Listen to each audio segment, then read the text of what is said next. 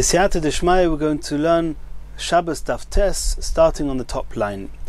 On Daf Ches, we learned that until the end of the Tanakama, the Chachomim in the Brisa, the long Brisa on Daf Vav Amud Aleph, regarding the four different types of domains, Rishos HaYochid, Rishos HaRabim, Karmelis, and Mokim P'tur. At the end of that Brisa, the Brisa mentions Acherim.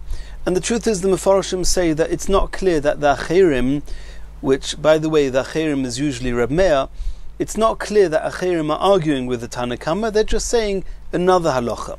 And we're going to discuss those halachas on this Omid. Says the Gemara, Acherim oimrim, askupa meshameshes shtei reshuyos. It's possible for a threshold to serve two domains. Bizman Pesach Pasuach, when the door is open, kalifnim, then the threshold has the same halachas as Rishos HaYochid inside. Pesach No'ul, when the door is closed, kalechutz, then the threshold has the same status as the outside, which is a Rishos HaRabim. Now we have to know, what does this mean? What type of askufa? What's inside? What's outside? Why should opening or closing the doors make a difference? We have to understand that. So the Gemara now assumes that we're talking about a movui. We'll just introduce what the case is.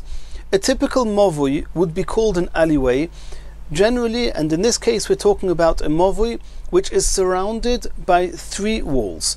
It's open, completely open on the fourth wall, which is the wall adjacent to the Rishos HaRabim. That means straight off the Rishos HaRabim one enters the movui.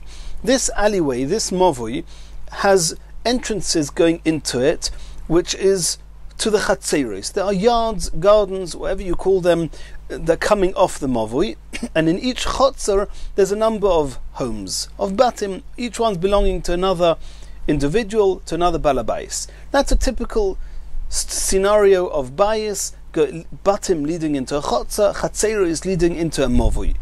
In order to be able for all the people who live there to carry in this movui, we have to, so to speak, turn the whole thing into Rishos HaYochid.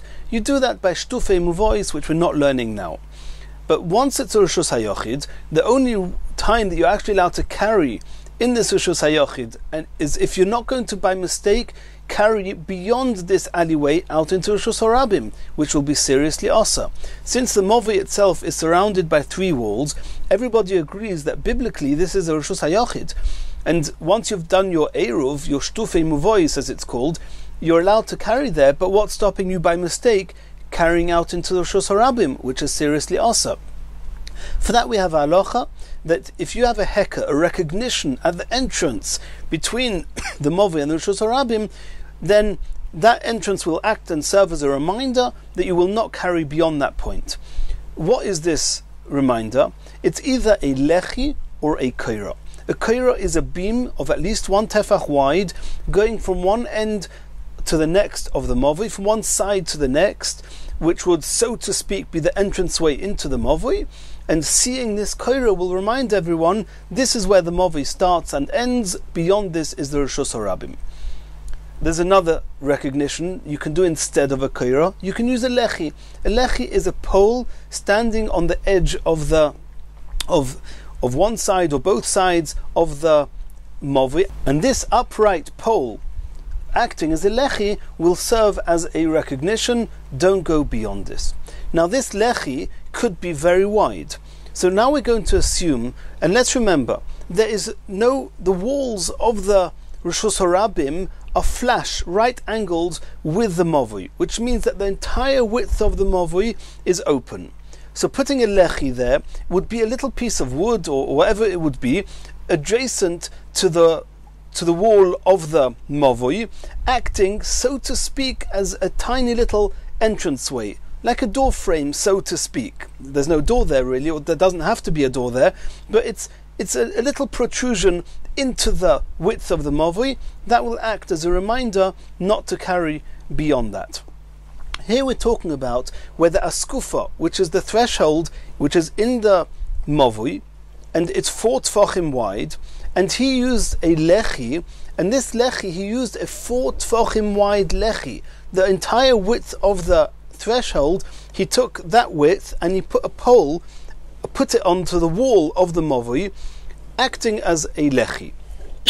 Says the Gemara, assuming that that's the case, and that's what Acherim said, that askupa meshameshes shtei reshuyos, which means that when the door of the Mavui is closed, then this askufa does not belong to the Mavui, and therefore is not a Reshus HaYochid, it's a Reshus HaRabim. When the door of the Mavui is open, it's an annex to the Mavui, and then it's got the halachas of the Mavui, and one is allowed to carry on this askufa. And the door would typically be beyond the askufa. If the askufa is 4 tefachim in to the Mavui, then just beyond that, that's where the doors would close. So when the doors of the Mavui are closed, you're left with a standalone askufa, annexed to the Reshus HaRabim. You're not allowed to carry there, it's got the halachas of Reshus HaRabim.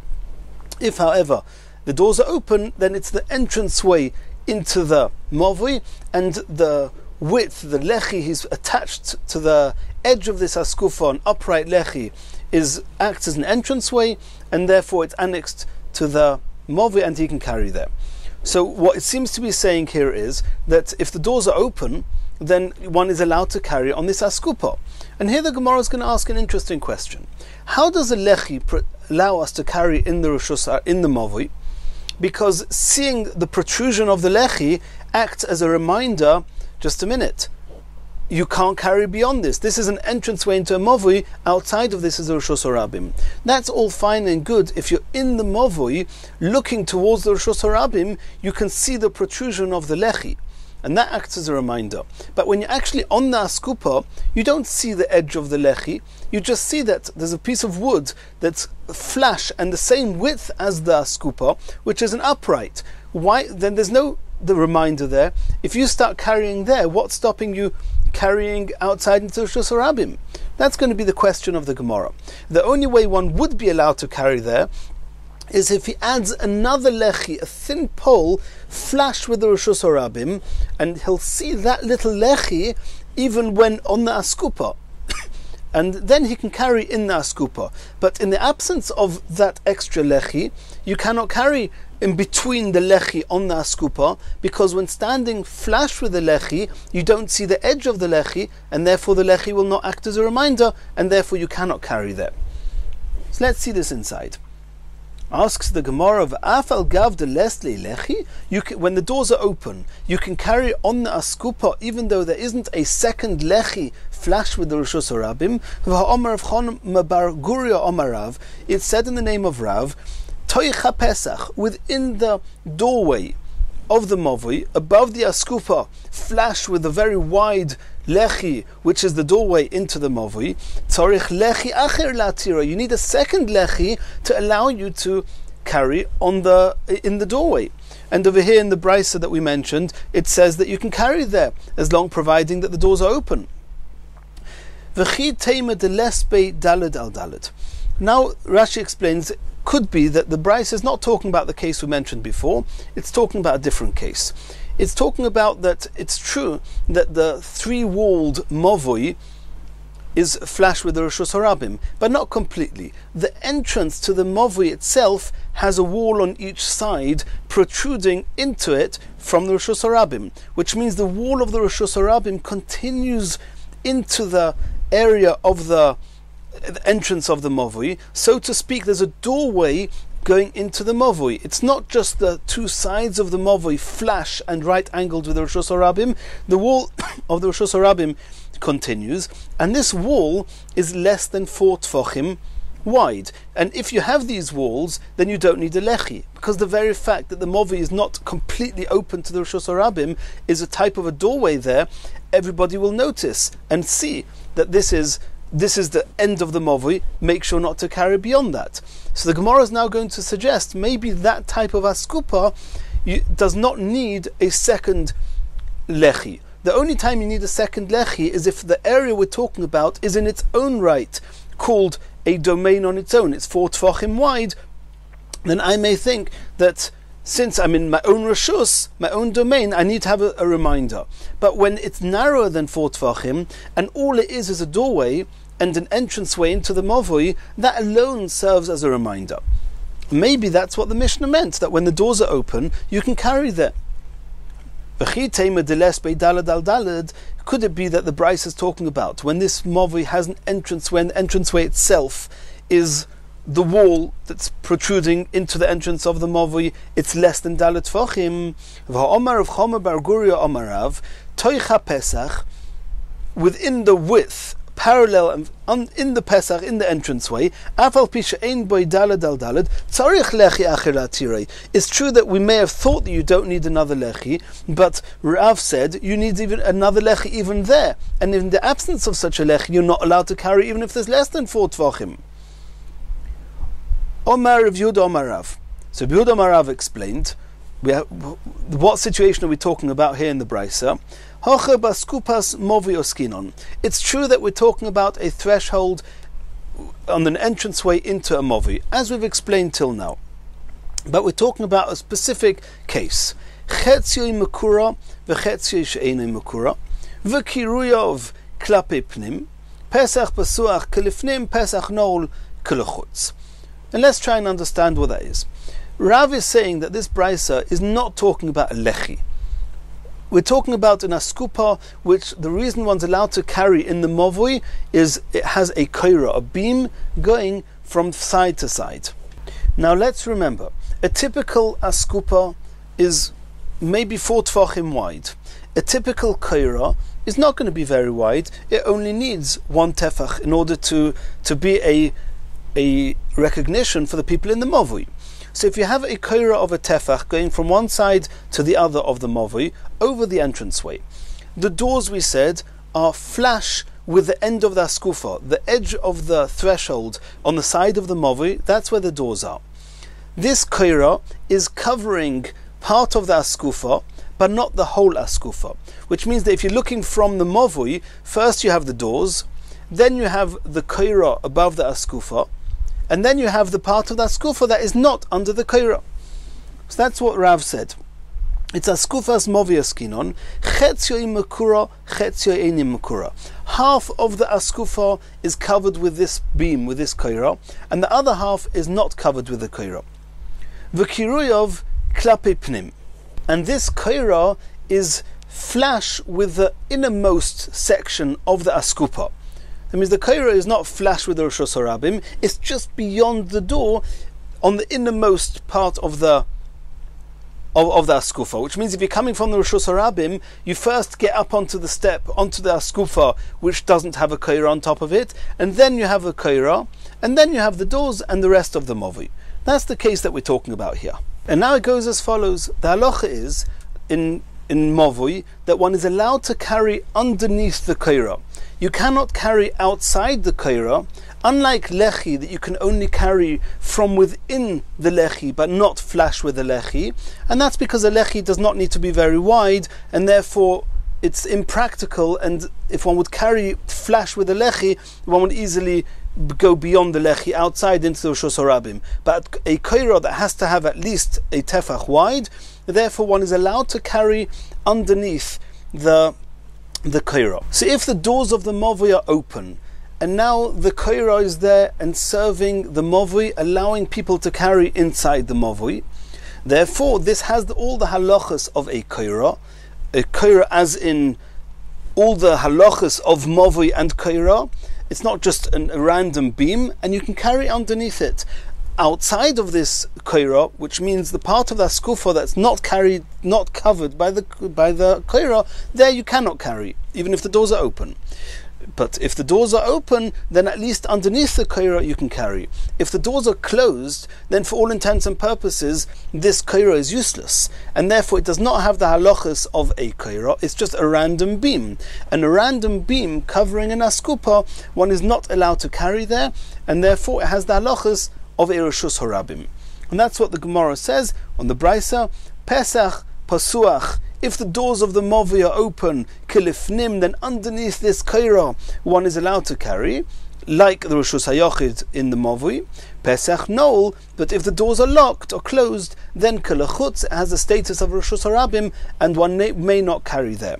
And Tosfos explains here more length why this kaira has to be flash with the inside of the askufa and not with the outside of the askufa, and a number of other details that we just mentioned, Tosfos explains why they're necessary, but we've only explained as far as what Rashi's explained, and I don't want to make it more complicated. So that's how Rav explained acherim in the Mishnah. In this particular case of under a koira, over this askupa, are you allowed to carry on this askufa under the koira? Depends if the doors of the movi are open or closed. Rav Ashi Omar. Rav Ashi is going to give a second option and explanation for acherim when it could apply that there's a threshold in askupa which is meshameshes shtei reshuyos, that serves two domains depending on whether the door is open or closed. Rav Ashi Omar. We're not even talking about a threshold into a movui. We're talking about a threshold into a home. And the entrances of the homes very typically had an entranceway, which with askufa was in the entranceway and was possibly a little step going, which was the threshold, and was surrounded by walls, a type of patio going into a home.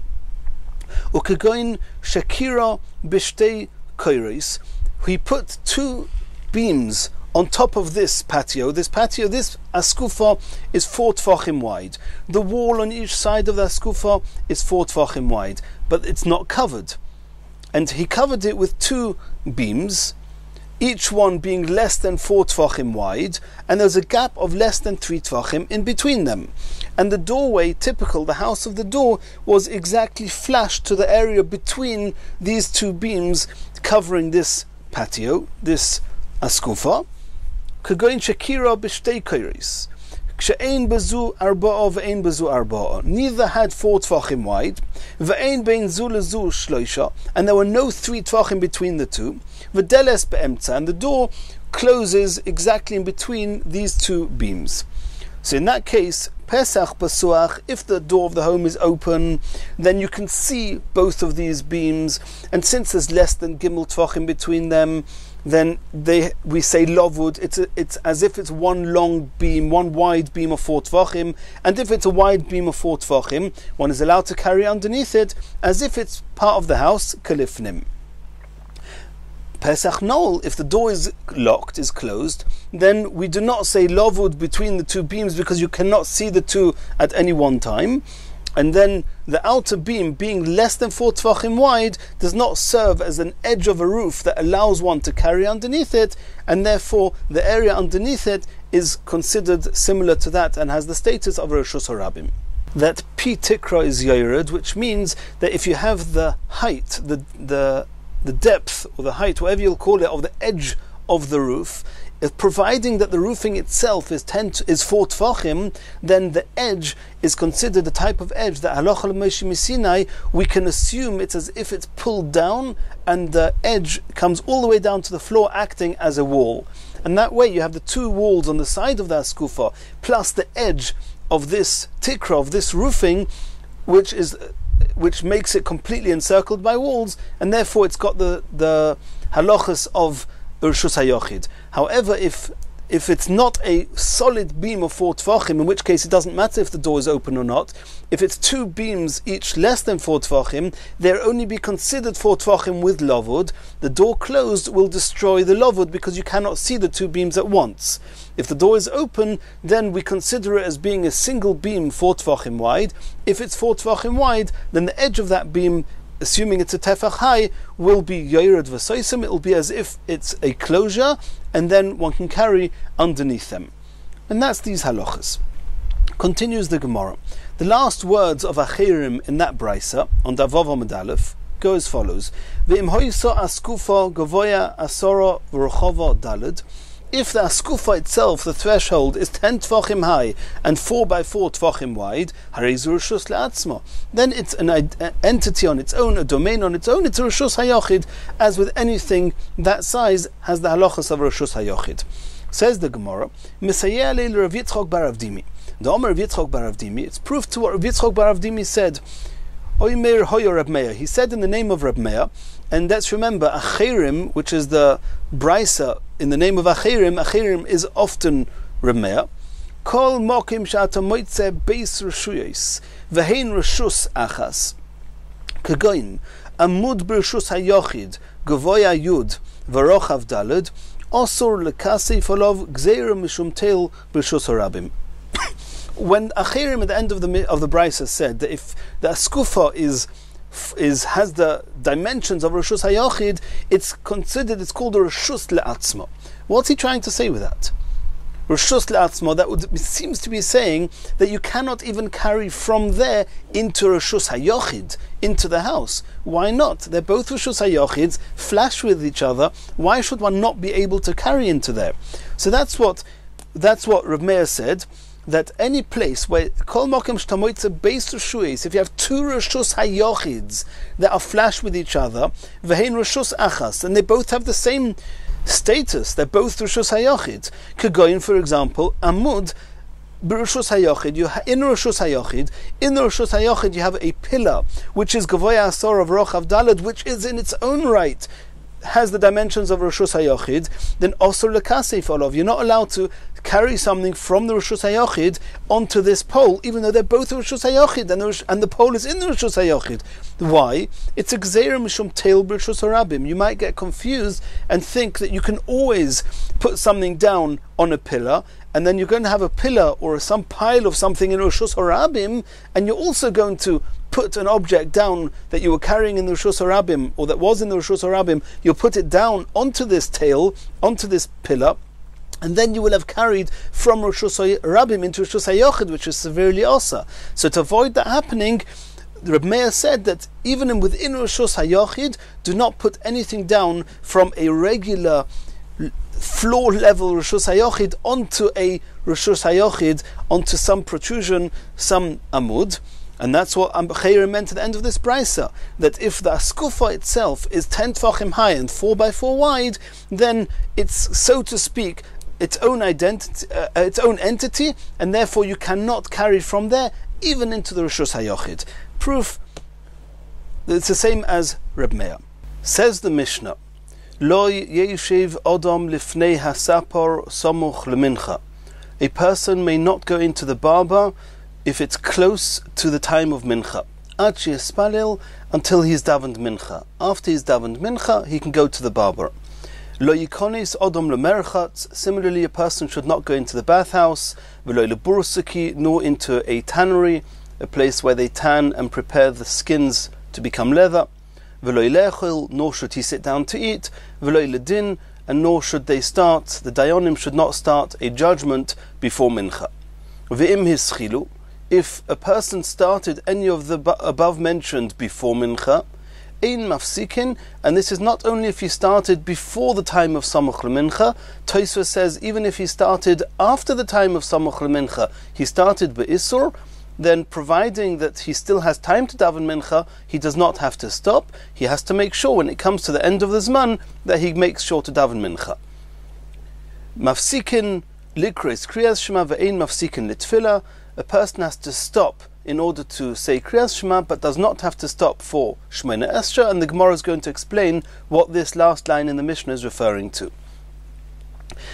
Now Rashi says that this whole Mishnah applies to every single day, not only to Erev Shabbos, but since in the coming Mishnayos we're going to discuss the things that one is not allowed to do on Erev Shabbos, on Friday afternoon, in fear that he's going to transgress one of the melachos of Shabbos, so it also puts in this Mishnah of things you're not allowed to do any day before Mincha, but this Mishnah applies to every day, not just Erev Shabbos. Says the Gemara, Hey Samuch lemincha. We know that there are two times for Mincha. There's Mincha Gedola, which is the earliest time a person may daven Mincha, which is half an hour after Chatzois Hayom, after midday.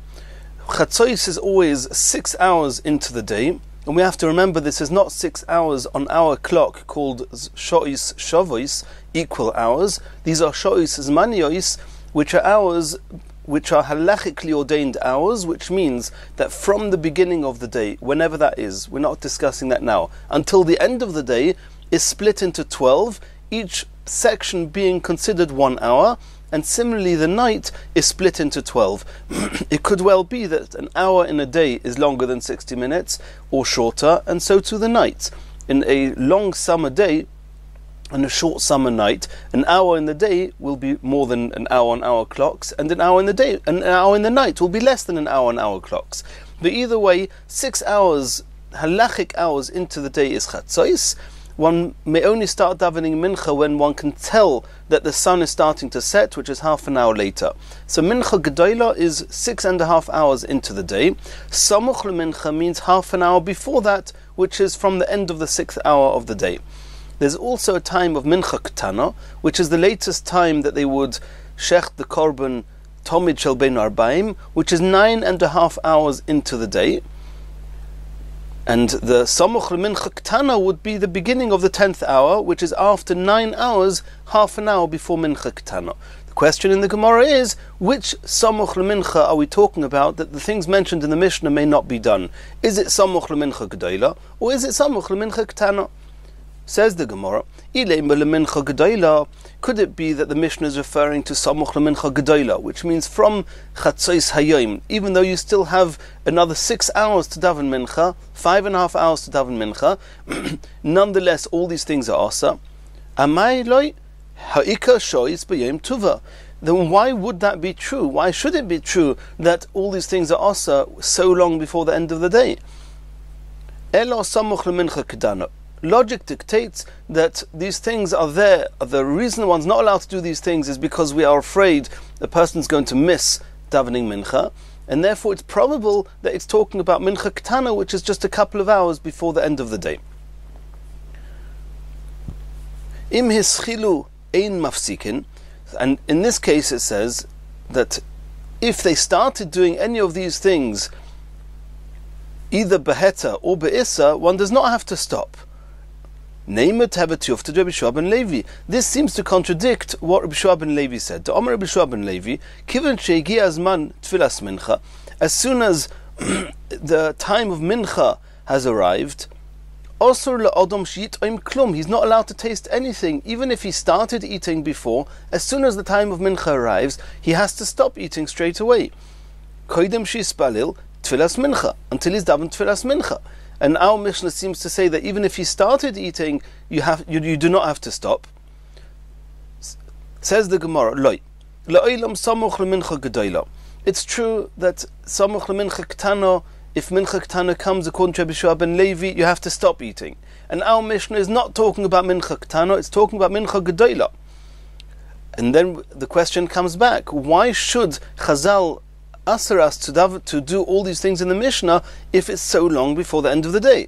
So the Gemara is going to explain that there's a way that in certain situations where the things mentioned in the Mishnah could all take a very long time, and therefore even 5.5 hours before the end of the day, one may get carried away and miss the Zman of Mincha, and therefore it's Osa. And the Gemara is going to explain, regarding going into a supper, into a barber, we're talking here about a haircut of Ben Elosha, where Ben Elosha was used to practicing the haircut that was typically done on a Kohen Gadol, which was a delicate and lengthy process, and therefore, even though there's so many hours before the end of the day, the Chachomim were afraid he would miss Mincha, and therefore from Mincha Gedola or Samuch LeMincha Gedola, a person may not start such a haircut before davening Mincha. Regarding going into the bathhouse, it's true that if somebody goes into the bathhouse just to sweat a little bit and then come out, that shouldn't take so long. But if it's lekulo milsa de merchatz, if he's going into the bathhouse to do the whole process of what people could do in the bathhouse, and Rashi explains it means first washing his hair and then washing himself in boiling water, in hot water, and then in cold water, and then sweating. It's a whole process which could take a long time, and therefore it's also even from Samuch LeMincha Gedola. V'loi lebursiki, going into a tannery, lebursiki Gedola. If one goes into a very large tannery with many skins there, and we're talking here about starting the process, which is a lengthy procedure, that could take time, and therefore one may not do that Samuch LeMincha Gedola. V'loi lechil besuda Gedola. It's true that taking a snack or eating a small suda doesn't take that long, but sitting down to a big suda could easily take time, and he may get carried away and miss mincha. V'loi ledin, not to start a judgment, bitchilas din, is referring to the beginning of the din, where the people who are arguing, the Bali Din, where they are starting their arguments in front of the Beis Din, and therefore that could be a long, drawn-out procedure, and therefore one should not do it samuch lemincha gedola unless one is daven mincha.